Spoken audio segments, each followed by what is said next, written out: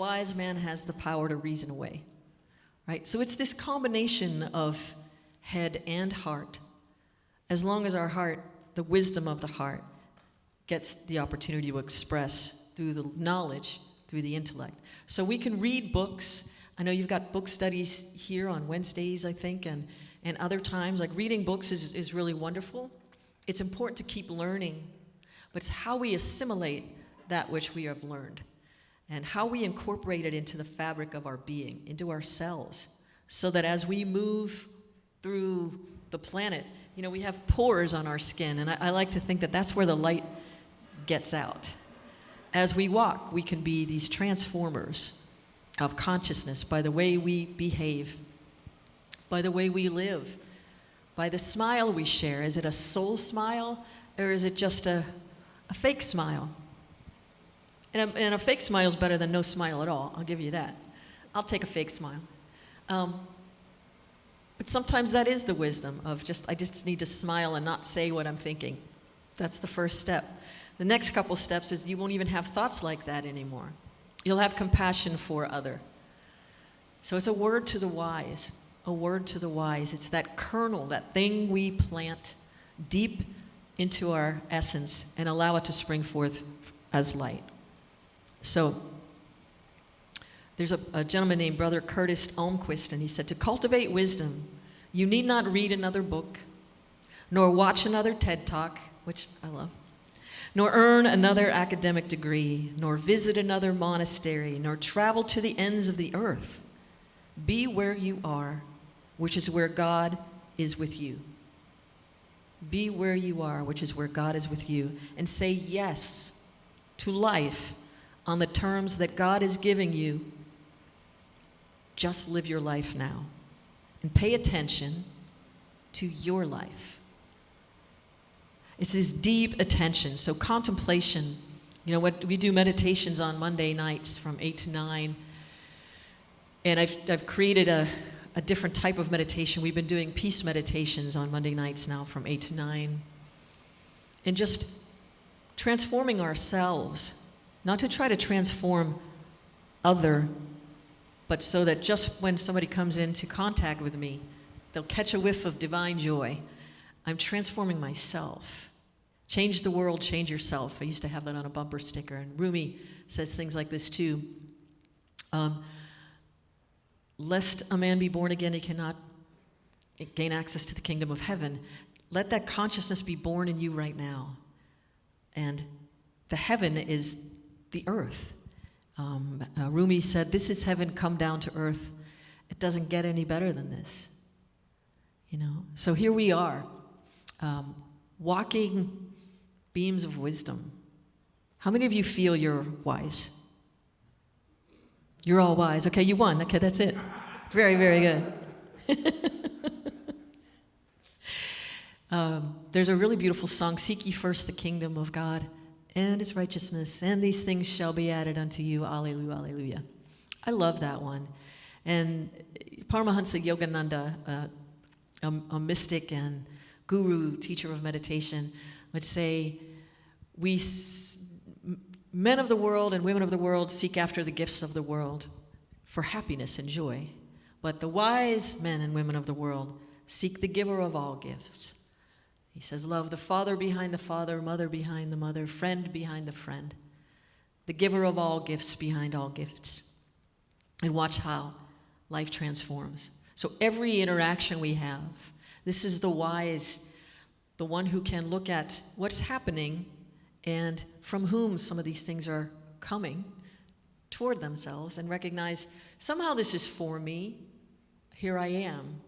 I am living the life that God has placed me in right here and right now.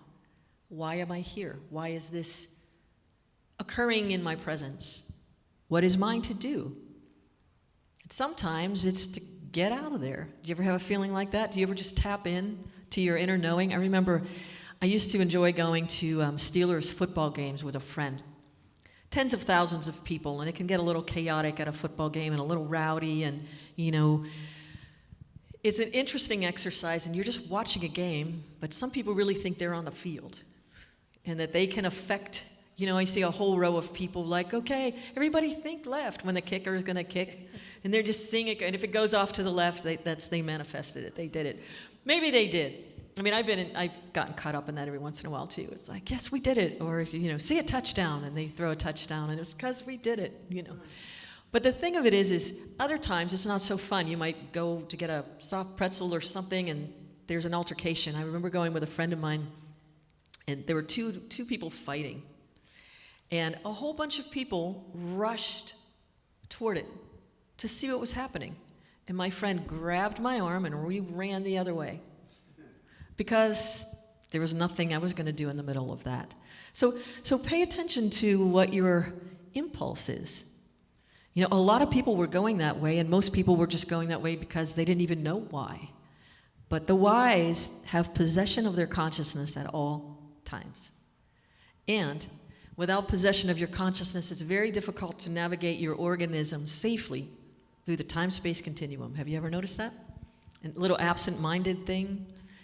I remember reading a book a long time ago. When we're not really paying attention, if we're driving, colors have an effect on our brains, and they affect us in certain ways with different impulses. Have you read of this kind of thing? So green is a calming color, and it really makes you want to slow down and stop. But red makes you want to go, go, go, go, go. So how funny it is that we drive cars and our traffic system is a red light means stop, and green means go. So we really have to think about this. But if we're not paying attention, how many times you hear people cruising through a light? It's because there are other things going in the background of our mind if we are not in possession of our consciousness at all times. So it's a spiritual practice to cultivate wisdom. First comes practicing that presence. Practicing that presence. How do we cultivate wisdom? Through practicing presence. Meditation, contemplation, taking one line out of a text that truly inspires you and just sit with it for 5 minutes. Close your eyes and meditate on it. One of my favorite, most powerful affirmations I learned a long time ago. The first time I read it, I committed it to heart. We memorize things, but then there are other things we know by heart, right? This one I know by heart, and it's about wisdom.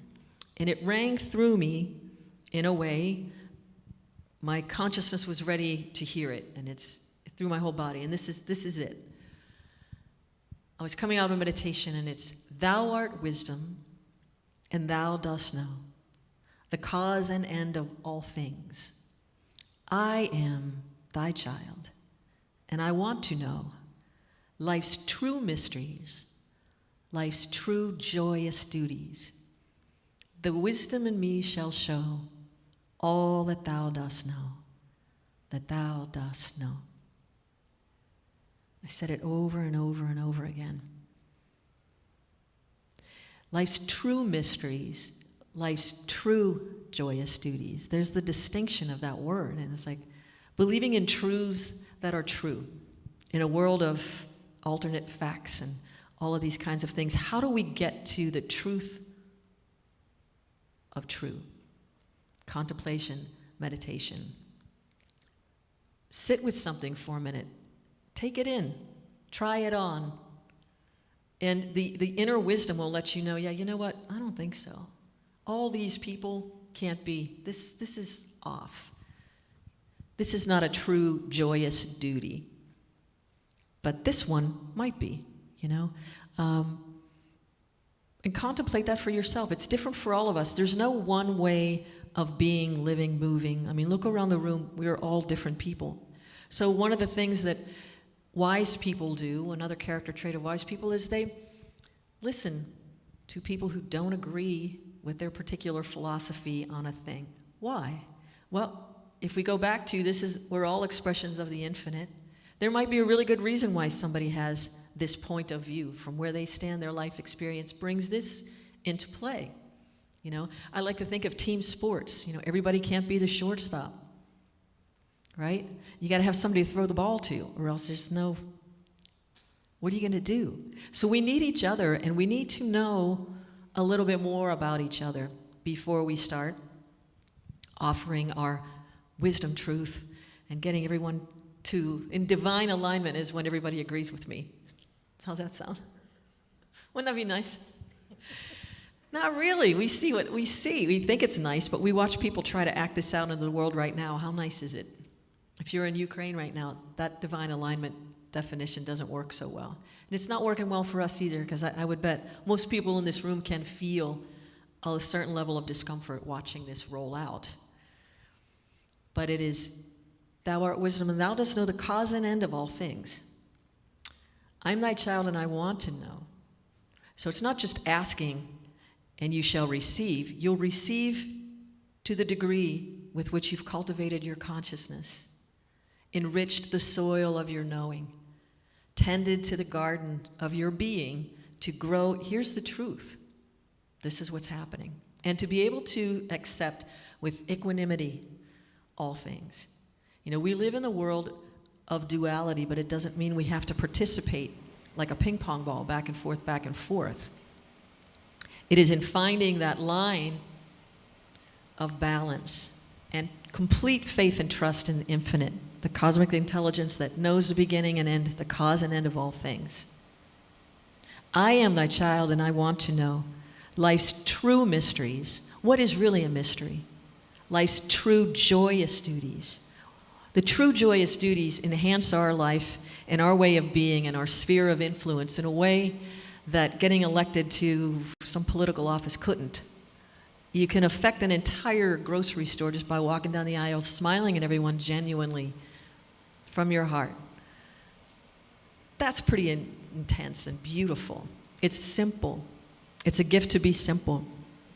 So, we read about wisdom, Athena from Greece, and, Sophia, there's another being of wisdom. We think of owls. They're nocturnal and they're very mysterious, right? Mysterious beings. It's going into the mystery, but not into the mystery of the world, into the mystery of your own being, of your own intellect. Go into those places where it feels dark and look for the light, because it's there too. You have no concept of darkness. There's no such thing. It's all here for us. So nothing is impossible. The word itself says, I'm possible. That's Audrey Hepburn.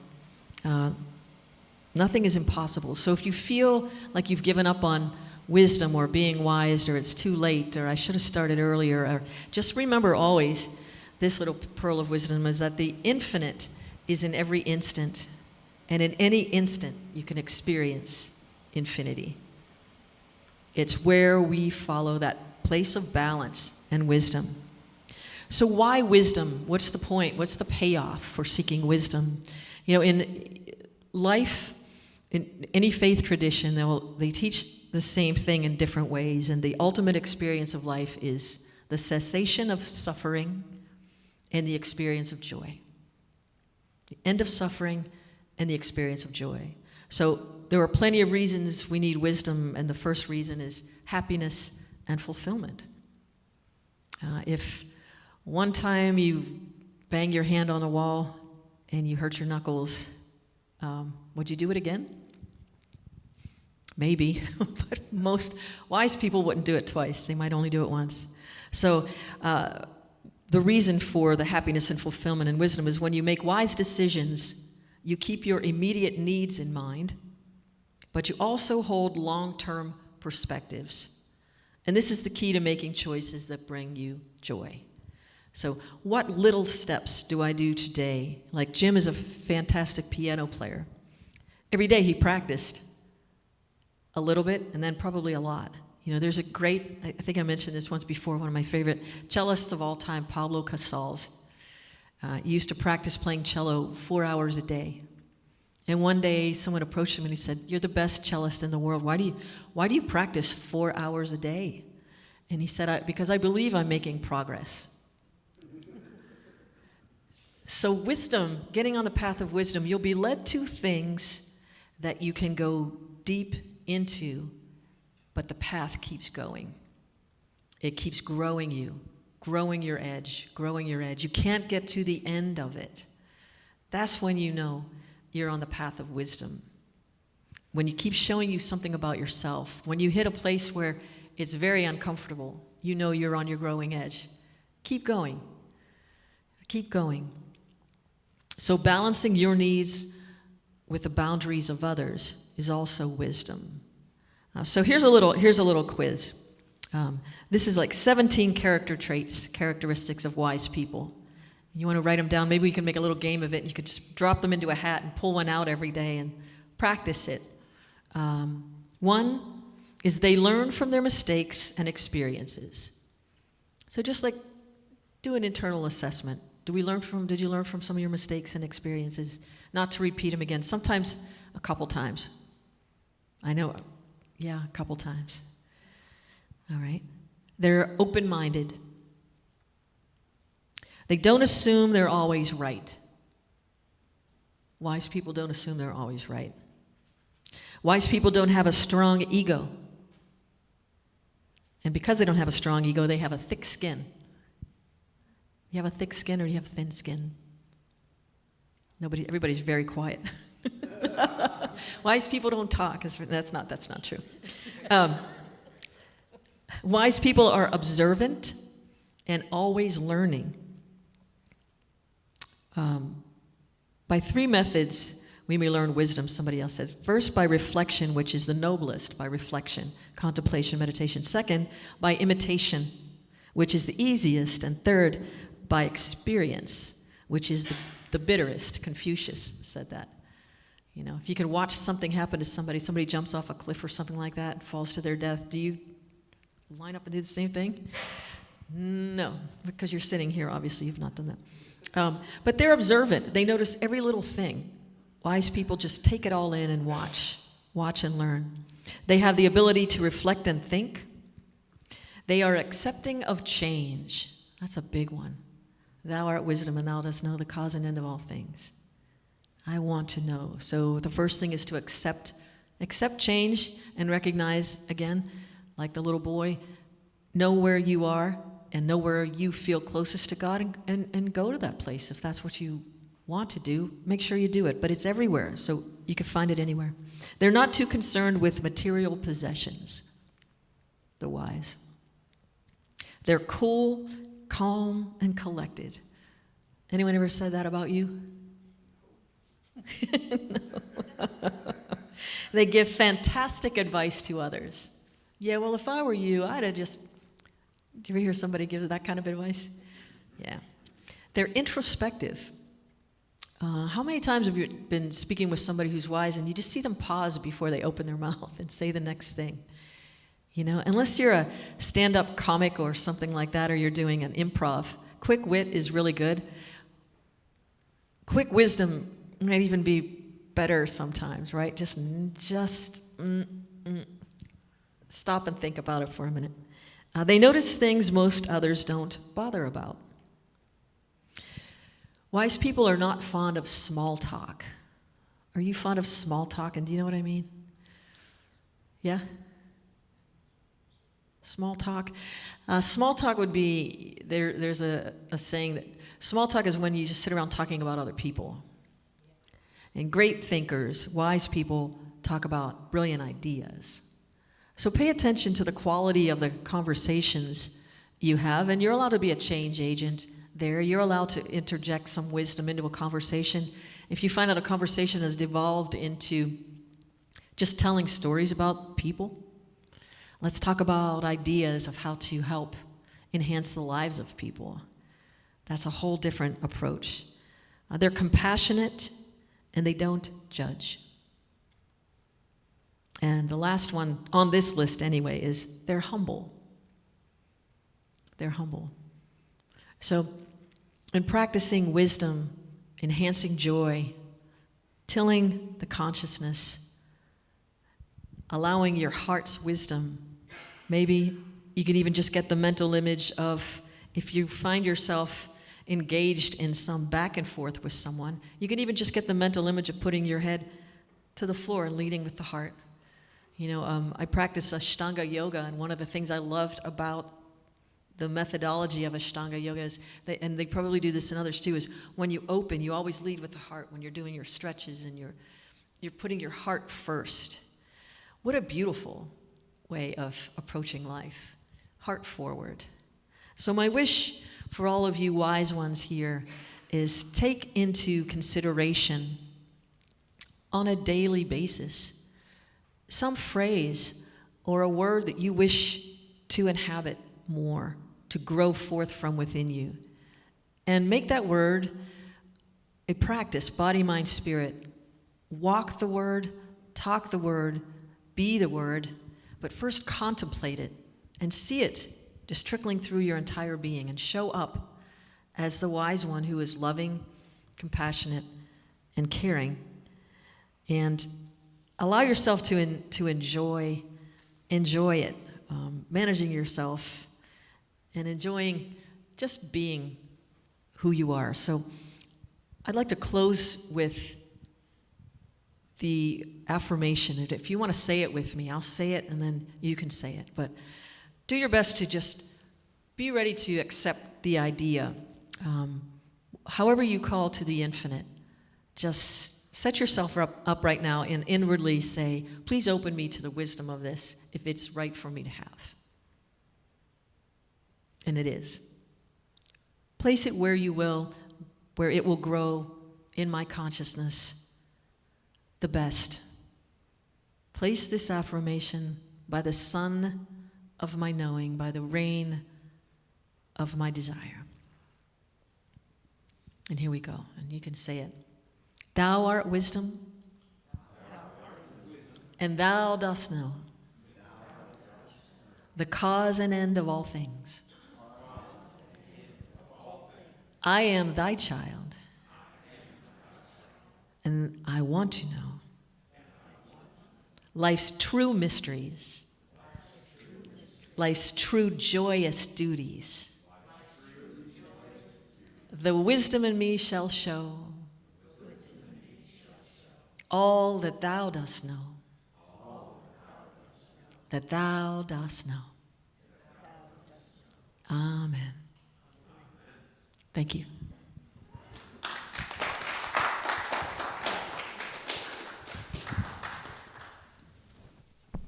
All right. I've got something to... I'm going to play a song. Oh.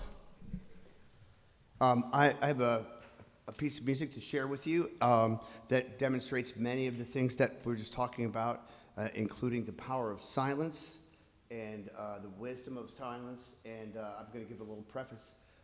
This was originally, it's a classical music piece, and it was originally performed and composed in the late 1940s by a fellow named John Cage.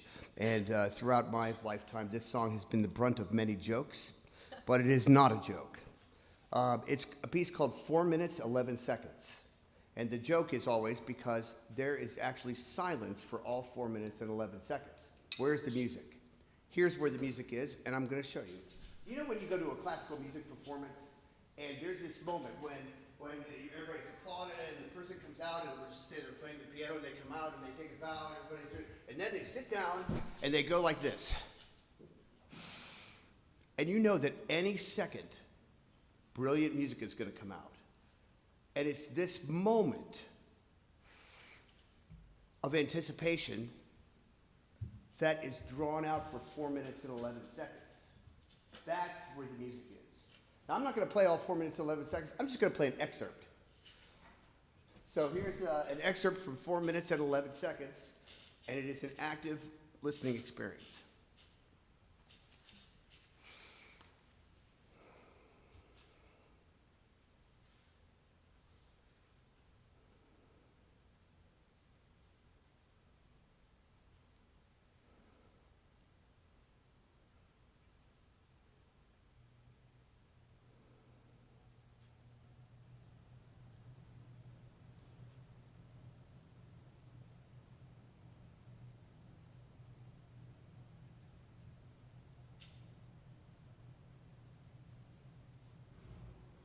And there you have 1/10 of 4 minutes and 11 seconds. It's hard when HVAC comes on, but at least we got almost almost a tenth of the way through that. Thank you very much.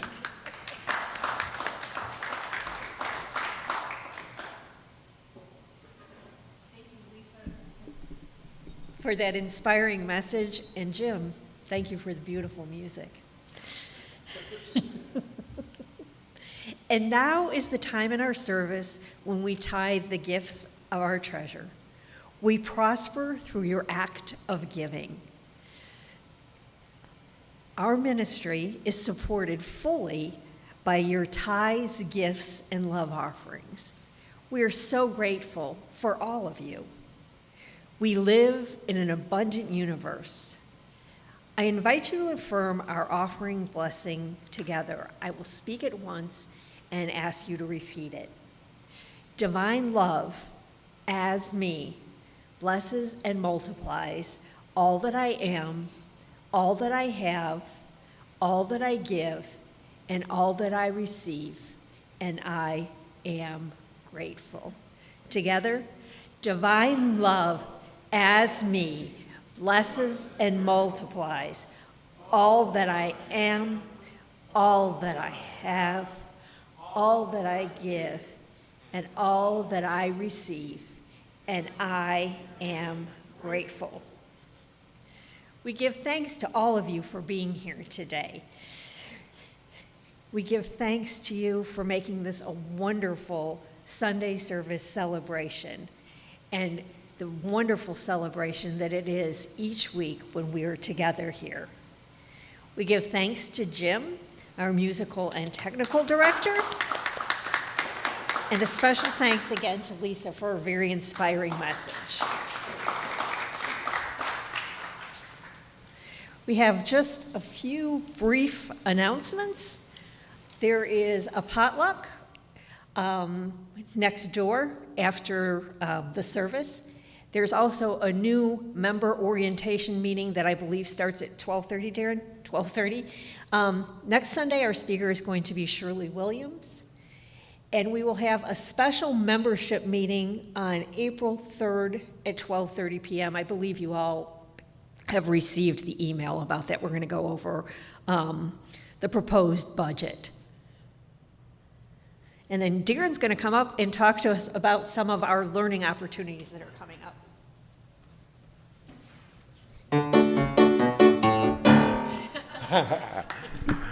Thank you. All right, good morning, everyone. My name is Darren Wells, and I am happy to tell you that Unity is not just a church, it is also a school of life and a school of learning, a spiritual education movement. So, coming up this spring, we will have quite a few learning opportunities. I'll announce these two that are listed here.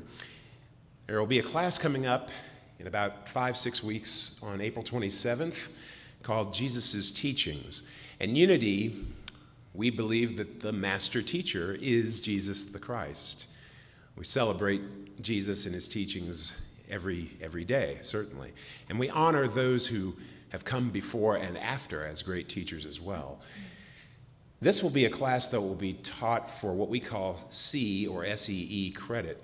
That is spiritual education and enrichment. And essentially that is Unity's way of empowering each of you into potential future Unity leadership. I personally have been taking SEE classes for several years. And again, it stands for Spiritual Education and Enrichment, so it's an acronym. But that credentialing, that credit, leads you to the path of either becoming a Unity minister or a licensed Unity teacher. This class will be taught by one of our licensed Unity teachers and the lead of our adult education team, Jolene Henson. And that will be, and I'll be her teacher's helper, but that will be a wonderful class. If you want to learn more about the teachings of Jesus, we'll go into both the historical and the metaphysical, kind of looking deeper between the lines of what's there printed in the Bible. And on May 1st, which is the first Sunday of May, Adult Sunday School returns with one of our classic Unity books, Discover the Power Within You, and it is written by a Unity minister and author named Eric Butterworth. Oprah Winfrey credits it as the book that set her on her path to success, to spiritual growth and unfoldment.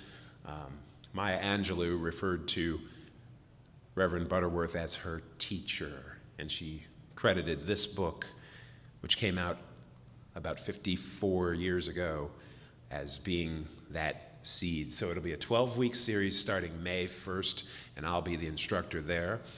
Adult Sunday School starts at 9:30 right here at Unity of Columbus, and it'll be across the hall at our resource room. So please feel free to take advantage of one or both of these opportunities.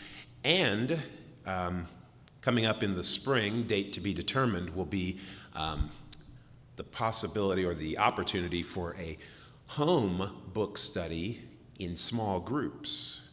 We're bringing back the spirit groups coming later this spring. And Reverend Dan Holloway, our minister, has a book called Knowing God More. So that will be the focus of those in-home study groups. So stay tuned, just plant the seed in your mind, and we'll have more information as the time comes. So many opportunities for you, and we are so blessed and so grateful that you are here, that you are a part of us. And even if it's your very first time being here, we want you to know that if there's anything that you've gained from this service that helps you in your journey, in your life, come on back and tell your friends, tell your family. Thank you.